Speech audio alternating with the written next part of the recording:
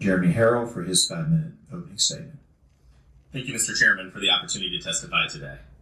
The U.S. has a national security imperative to take on China and Russia in technological innovation and energy exports.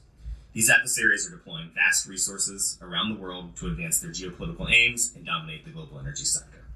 Here are a few alarming facts. Between 2017 and 2022, Russian and Chinese nuclear reactor designs captured 87% of all nuclear construction globally through their state-owned enterprises. The U.S. and our allies have sanctioned the Russian oil and gas sector post-Ukraine invasion, but the Russian nuclear industry has largely dodged those sanctions. They remain the only source of large volumes of HALEU, the fuel needed for many of our advanced technologies, and have been supplying more than 20% of the fuel for our current fleet.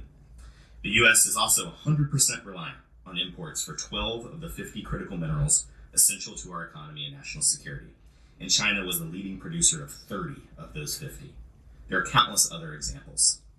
A U.S. strategy that syncs our R&D capabilities with targeted free market incentives and proactive trade policies is needed to put the U.S. back in the leadership role. Our nation must double down on recent public and private sector momentum to produce more and innovate faster. By securing a clean, affordable, resilient energy future domestically, the U.S. can also lead on energy exports and global emissions reductions. To achieve those goals, Congress can do three things. First, modernize permitting.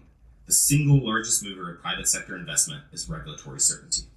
Never has the phrase, time is money, been more appropriate. Developers can only build new energy infrastructure as fast as federal, state, and local governments can permit them, and right now that's not fast enough. Fortunately, fixing our outdated system is the top of the congressional agenda. Reform must flip the permitting paradigm from one that favors stopping a project to one that expedites the approval for projects with a net benefit. 6 years to permit a new CO2 storage site, 15 years to greenlight a new interstate transmission line, or 4 years to license a new nuclear reactor design, let alone permit the construction, is simply not fast enough. A system that promotes good outcomes, both economic and environmental, is the only way to build at the pace and scale required to meet America's needs. Second, we must capitalize on the Energy Act of 2020, the Bipartisan Infrastructure Bill, and the CHIPS and Science Act to more effectively bolster our energy supply chains and commercialize new technologies. The U.S. will not beat China in its own Belt and Road model, nor should it. The U.S. is a more attractive development partner because of our values and our expertise, not because we can out-subsidize the competition.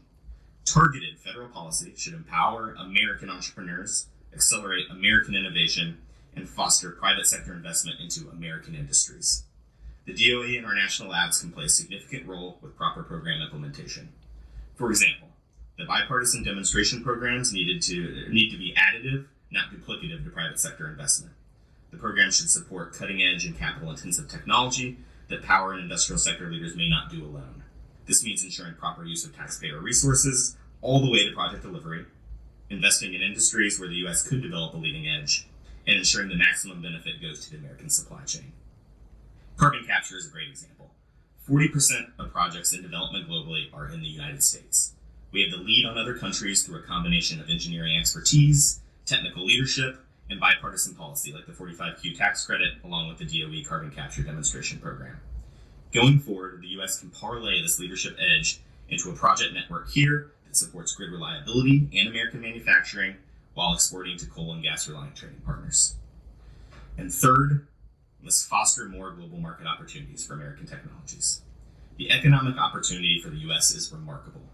More than 52 countries could have markets for new nuclear alone, representing a roughly $380 billion per year market opportunity by 2050. Getting domestic policies right will help scale up new clean tech and drive down costs. Our country must then prioritize market access abroad through removal of trade barriers and better leverage agencies like the International Development Finance Corporation to compete against our rivals, but with market-based tools. For example, Romania broke a financing agreement with China in 2020 and then penned a roughly $9 billion deal to build 2 new reactors with the support of the U.S. Exim Bank. In conclusion, the U.S. has an opportunity to lead the global market, but without a more focused and nimble government partner, American entrepreneurs could lose to China. By modernizing permitting, capitalizing on recent bipartisan policy wins, and improving our export markets, we will be on a more clear path towards global energy supply chain leadership. I look forward to your questions. Thank you.